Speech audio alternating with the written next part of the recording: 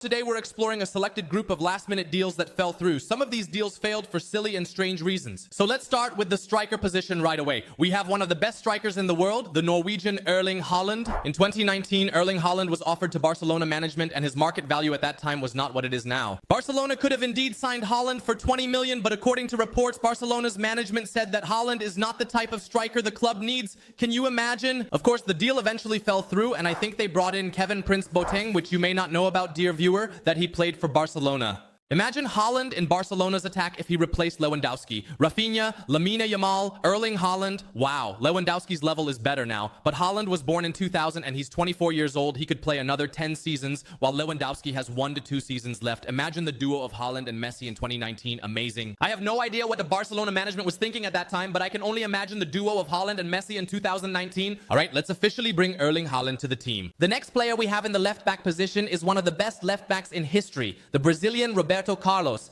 Specifically in 1995, he was playing in the Brazilian league with Palmeiras. According to reports at the time, the player was actually close to moving to the English league, but his club demanded a high transfer fee, which prevented his move to the English league, specifically to Aston Villa. In the end, that same year, he transferred to Inter Milan and then to Real Madrid. Honestly, I literally can't imagine Roberto Carlos playing in the English league.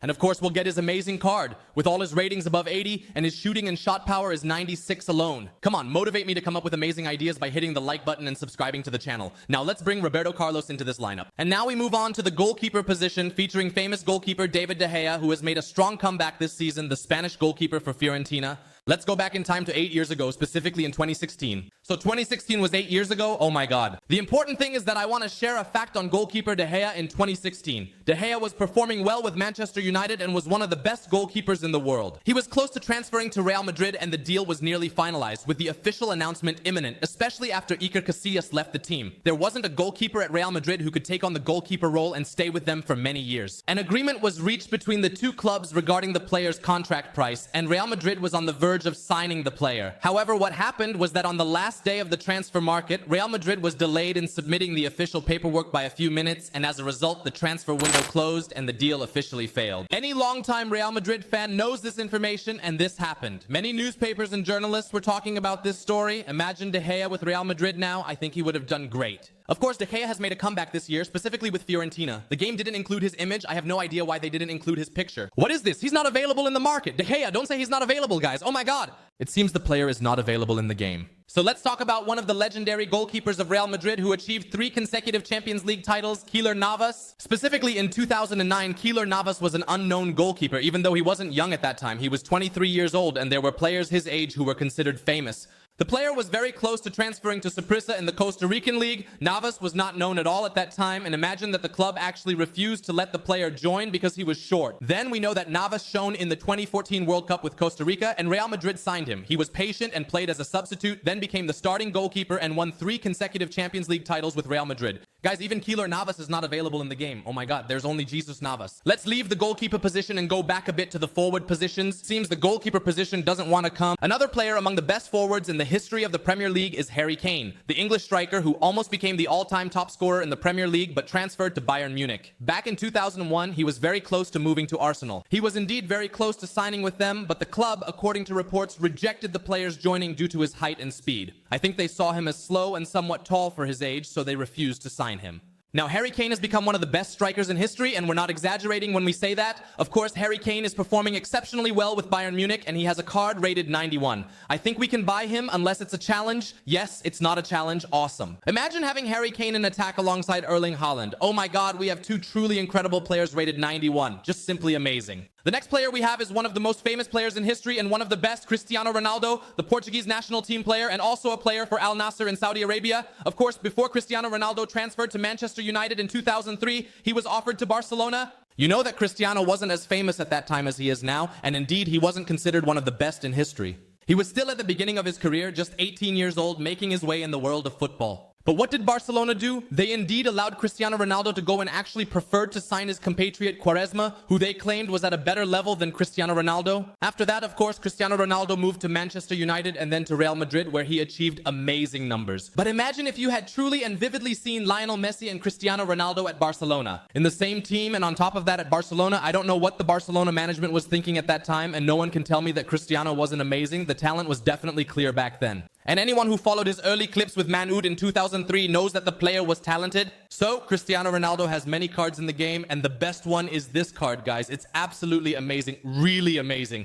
And the price of the card exceeds 1,400,000. So, we say hello to Cristiano Ronaldo, who is also joining this lineup. Now, let's move on to the next position, which is the midfield position, and the very famous English midfielder, Liverpool's legend, Steven Gerrard. At the beginning of 2005, Steven Gerrard was close to transferring to Chelsea. Can you imagine he was about to leave Liverpool at that time, according to the reports that came out back then?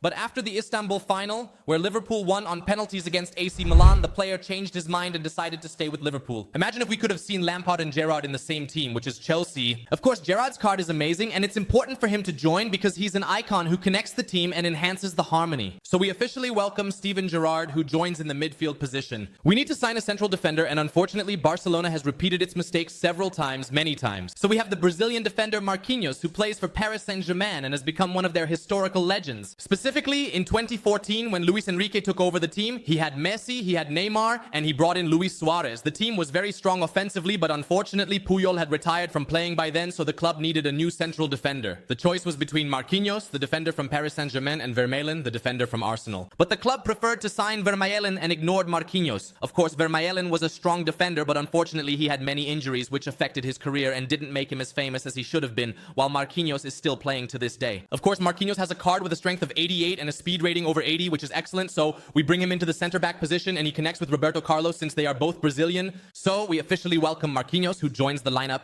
Our next player is the first Arab player to join this plan, specifically from Algeria, and he is Riyad Mahrez. In 2008, he was close to moving to the French club Meyrin, which is a struggling club, perhaps in the French second division or something like that. At that particular time, Mahrez wasn't a well-known player. He was still at the beginning of his career in the world of football, but the club refused to sign him, claiming he was too skinny and small built, so they thought it would be difficult for him to fit into football. After that, of course, Mahrez proved his level to everyone, and in 2016, he achieved the historic league title with Leicester City for the first and only time in their history. Then he moved to Manchester City and indeed achieved several titles in the English Premier League, a title in the Champions League, and many, many titles with Manchester City club. And now he has moved to the Saudi League in the city of Jeddah, specifically to Al Ahly Saudi club. Perhaps if this deal had been completed at the time, we would not have heard about Mahrez today, or Mahrez's level would not have developed to the level he has reached now. So we definitely also add Riyad Mahrez to this plan. The next player we have is the Spanish Jordi Alba, a Barcelona player. In 2005, the player was offered to Barcelona and was very close to transferring, according to reports that came out, but the deal ultimately fell through because Barcelona thought the player's physique was too small and not suitable at all to play for them. However, they reversed their decision after 7 years, specifically in 2012 when they decided to sign Jordi Alba again, but this time they paid 14 million to Valencia for his transfer. Can you imagine? A mistake that cost them 14 million euros. Of course, the player is considered the best left back in the history of Barcelona. I don't think I'm exaggerating. Honestly, there haven't been many amazing left backs. Jordi Alba joins our plan. In 2018, Barcelona rejected Alfonso Davies, then in the American League, before his Bayern move. What's their excuse? The next deal we have is for Barcelona, and I don't know what was going through their management's minds at that time. Specifically, in 2018, Alfonso Davies was at the beginning of his career. Before he even moved to Bayern Munich, he was still playing in the American League, a combined American and Canadian league. Reports said the player was offered to Barcelona, but Barcelona rejected him. Can you imagine what Barcelona's excuse was this time? They said they didn't want to sign Canadian players. I don't understand the player's nationality. Of course, after Davies shone in 2020 against Barcelona, Bayern won 8-2. He assisted goals, dribbled past Semedo, and delivered a legendary performance. And many people started talking about this, that Davies could have been with us instead of being with Bayern Munich, and maybe we wouldn't have lost by such a historic score. Barcelona's management has not confirmed this matter, and even if it were true, they would not say, we really rejected signing Davies. I wouldn't be surprised because Barcelona's management wasn't like it is now. We will bring in Alfonso Davies and add him to this lineup as well. Now, moving on to the goalkeeper position, I'm sure this goalkeeper has a card in the game, and that is the Brazilian goalkeeper Ederson.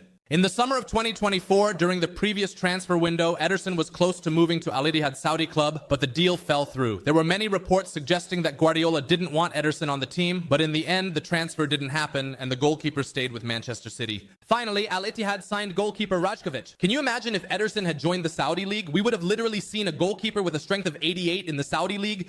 That would have been a legendary event. So we welcome Ederson, who has officially joined the lineup.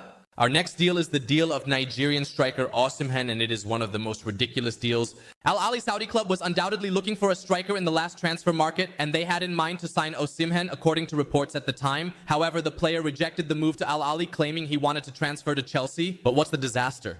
In the end, he didn't even move to Chelsea, and Chelsea didn't sign the player. He ended up at Galatasaray in Turkey, in one of the most hilarious transfers I've ever seen in my life. Can you imagine that the player's market value is around 150 million and he ended up in the Turkish league? Wow. Our next deal is with one of the most renowned and best football players in history, the Argentine Lionel Messi. In the year 2014, he was very close to leaving the famous football club Barcelona, specifically to almost transfer to the English Premier League giant known as Chelsea. Many reports came out at that time indicating that Messi actually had a desire to leave Barcelona due to tax evasion and the issues that arose in 2014 in Spain. This indeed led to the player feeling stressed and considering leaving Barcelona. However, in the end, the tax issue was resolved and the player continued with Barcelona without any problems, and the deal didn't happen. He was offered a salary of 55 million euros annually, potentially the highest salary in football history for a player. Also, Chelsea had a fantastic squad, and it is the club that won the English Premier League in 2015. Imagine if we just saw Lionel Messi on the right and Eden Hazard on the left and absolutely enjoy the dribbling. My God. So, we bring Lionel Messi with a 90 rated card, which is the strongest Lionel Messi card, and we officially add him to this plan. And let's move on to the last deal, which was controversial, and it's also an Argentine player. In the last transfer market, Paulo Dybala was close to moving from AS Roma to Al Qadisiyah Saudi club, which signed players like Nacho Fernandez, Pierre-Emerick Aubameyang, and others. The player was offered a very high salary, greater than his salary at Roma, but according to reports, he rejected that salary and decided to stay with AS Roma. Recently, Roma lost by a score of 5, and I don't know if the player regrets staying with Roma or not. If he were at Barcelona or Real Madrid, he's right. It's hard to leave Barcelona or Real Madrid because he could win the Champions League with them. But Roma, I honestly don't know what to say. So we officially added Dybala to the lineup. So hit the like button and let's see if we win or lose. Come on, the type of striker needed is Erling Haaland. Yeah, opponent left PlayStation controller. Haaland. Oh, God, why did they put Haaland in a corner kick position, please? Goal, Ronaldo. What an incredible moment as the crowd truly goes wild. Ronaldo's goal wasn't counted. It was ruled as an own goal. This is leaving the PlayStation controller. Oh my God, Haaland with his right foot that easily? Impossible. Oh, he finally decided to play. Yes, indeed, my dear, the dribbling and skills won't work on me. Look at Ronaldo. Ronaldo, the legendary footballer. Ronaldo, oh my God, the incredible and amazing Ronaldo. Come on, play. Let's finish the match. Let's wrap this up. Come on. Look, guys, here's how to easily score with R2 and FC25. You go like to the corner of this place and R2. Oh my God. Please, man, I beg you. Oh my God, I just barely saw the goal. Ronaldo. I barely saw any part of the goal. And of course, the opponent has left the PlayStation, guys, and I don't think there's any hope for him to play, even if he does. I don't know, he'll come back or not. No way, really. All right, beautiful goal. No. And the player cheers. Did you see that? Sadly, the opponent ruined the match. If this video gets likes and subscriptions, I'll do some giveaways, so hit that subscribe button and I'll try to do some gifts next time. Maybe if the opponent played, they still wouldn't beat me. So I hope you all enjoyed and subscribe to the channel. Check out this video with a similar idea by clicking on it. It's awesome.